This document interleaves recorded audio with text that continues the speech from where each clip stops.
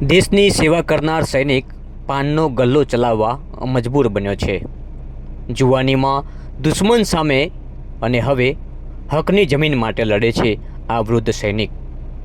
સરકારે લડત બાદ શિલ્ડ આપી સૈનિકનું સન્માન તો કર્યું, પણ હવે જમીન નથી મળતી। દેશ તો આઝાદ થઈ ગયો, પણ આજે પણ દેશના સરહદ ઉપર આપણા જવાનો દુશ્મનો સામે લડી રહ્યા છે।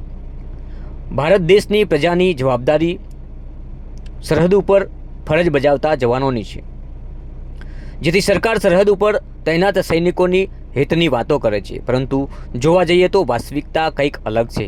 આજે વાત કરવાની છે એક એવા સૈનિકની કે જે જવાનીમાં દુશ્મન સામે લડ્યો અને આજે તે વય નિવૃત્તિ સૈનિકની હકની 5 એકર જમીન માટે ભ્રષ્ટાચારી બાબુઓ સામે લડી રહ્યો છે। એટલું જ નહીં, જે સરકારે લડત બાદ શિલ્ડ આપી સન્માન કર્યું, તે સૈનિક આજે ગામમાં પાનનો ગલ્લો ચલાવવા માટે મજબૂર બન્યો છે।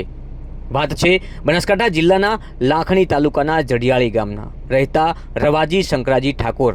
1971માં દેશની સેવા ખેવના સાથે જે સેનામાં ભરતી થયા હતા। તેમનું પોસ્ટિંગ રાજસ્થાન બોર્ડર ઉપર કરવામાં આવ્યું હતું, જેમાં તે સમય દરમિયાન ભારત પાકિસ્તાન વચ્ચે તકરારનો દોર પણ શરૂ થયો હતો, જેમાં જે જવાને દેશની સેવા માટે સેનામાં જોડાયા હતા, ત્યારે દુશ્મનો સામે લડવાની તક મળી અને દેશ માટે તેમની દેશની ધરતી માતા માટે કંઈક કરવાની આશાએ દુશ્મનો સામે લડવાની હિંમત પણ દાખવી। પરંતુ આજે પણ આ નિવૃત્ત સૈનિક પોતાની જમીન અને પોતાના હક માટે લડી રહ્યો છે, પરંતુ ધરમ ધક્કા ખાવાથી આજે પણ આ સૈનિક પોતાનું ગુજરાન ચલાવવા માટે પાનનો ગલ્લો ચલાવવા માટે મજબૂર બન્યા છે। આખરે ક્યારે આ સૈનિકને ન્યાય મળશે?